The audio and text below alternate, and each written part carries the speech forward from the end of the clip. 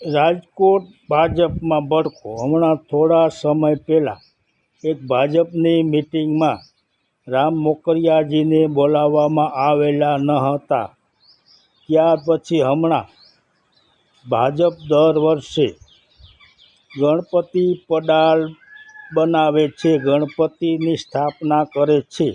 આ ગણપતિની સ્થાપનામાં બ્રાહ્મણોને પહેલી આરતી, પહેલી પૂજા કરાવવામાં આવતી, પરંતુ આ વખતે આ બ્રાહ્મણોને પહેલી આરતી કે પહેલી પૂજા કરવા દેવામાં આવી નહીં।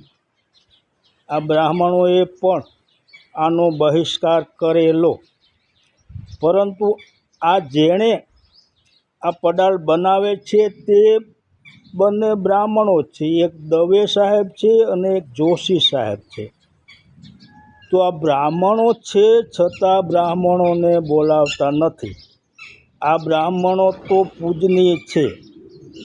આપણા વડવાઓ પણ બ્રાહ્મણોને સાથે રાખી અને પૂજા કરાવતા અને ઋષિમુનિઓને પણ રાજાઓ મહત્ત્વ આપતા અને ઊંચા આસને બેહાડતા।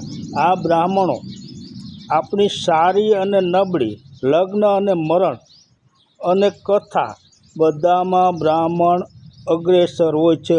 બ્રાહ્મણ જ આ બધાની પૂજા કરાવે છે, છતાં પણ આ ગણપતિ પૂજામાં બ્રાહ્મણને કેમ આમંત્રણ ન આપ્યું અને પહેલી પૂજા કેમ કરવા ન દીધી?